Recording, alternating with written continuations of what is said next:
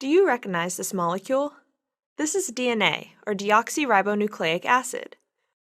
By the end of this video, you will be able to identify the key structural features of DNA, as well as describe the importance of those features for function. During this video, we will look at different representations of the DNA molecule to better view certain details, but all views represent this same structure. Inside the cell, you will most commonly find double-stranded DNA, in which two strands intertwine to form a double helix. The most common form of the DNA double helix, which is what we will discuss here, is also called B-form DNA. Now, let's move to a more simplified representation of DNA to discuss the details. We can unwind the double helix like this, so that we can see the chemical structure inside. Each strand is a polynucleotide, meaning the strand is made up of many individual units called nucleotides. A nucleotide has three components: the 5-carbon sugar, a phosphate group, and one of 4 possible nitrogenous bases: adenine, guanine, thymine, and cytosine. The nitrogenous base is always attached at the 1' carbon of the sugar. If we count from there, we can see that there is a phosphate between the 5' carbon of one sugar and the 3' carbon of the neighboring sugar. The sugar is called deoxyribose because it is missing a hydroxyl group at the 2' carbon, which is present in ribose. Because of this, nucleotides in DNA, deoxyribonucleic acid, are called deoxynucleotides. Nucleotides attach to each other in the DNA strand by phosphodiester bonds.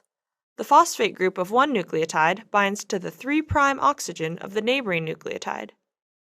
Thus, we can see that the sugars and phosphate groups make up the DNA backbone. The carbon numbering is key to describing the directionality of the DNA strand, 5' to 3'. Looking within the sugars, there is an intrinsic orientation difference between the two strands. On the top strand, you can see that the 5' carbon of each sugar is on the left, and the 3' carbon is on the right. The opposite is true for the bottom strand. Reading left to right, that makes the top strand orientation 5' to 3', and the bottom strand orientation 3' to 5'. These strands are also sometimes called Watson and Crick. Keep in mind that this double-stranded DNA is still a double helix, and we have simplified the representation by flattening and unwinding the helix here to better see the atomic structure. Although the nucleotides come together through covalent bonds in the backbone, the two DNA strands interact through non-covalent hydrogen bonds between the bases. Each base forms multiple hydrogen bonds with its complementary base on the opposite strand. Bound together by hydrogen bonds, each unit is called a base pair. The hydrogen bonding contributes to the specificity of base pairing. Thymine preferentially pairs with adenine through 2 hydrogen bonds, and cytosine preferentially pairs with guanine through 3 hydrogen bonds. Thymine and cytosine are called pyrimidines, characterized by their single ring structure, and adenine and guanine are called purines, which have double rings. The geometry of the AT, or TA, and GC, or CG, base pairs is the same, allowing for symmetry and base stacking in the helix. This mostly has to do with the distance between the backbones and the angles to which the base is attached to the backbone. Other base pairs, like GT for example, do not have the same geometry, cannot form strong hydrogen bonds, and disturb the helix. The double helix structure of DNA is highly regular. Each turn of the helix measures approximately 10 base pairs. In addition to the hydrogen bonding between the bases, the stacking of the bases also stabilizes the double helix structure. These pi-pi interactions form when the aromatic rings of the bases stack next to each other and share electron probabilities.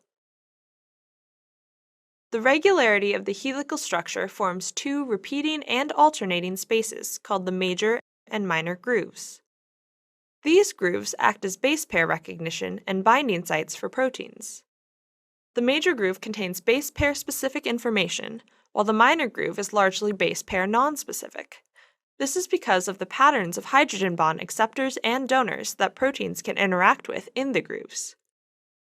In this way, the DNA can be acted upon in either a sequence-specific or non-sequence-specific manner, allowing proteins to position themselves correctly in the genome to carry out their designated tasks. This is the DNA double helix, and you've now learned the structural features that influence its function. We hope you've enjoyed exploring this amazing molecule with us.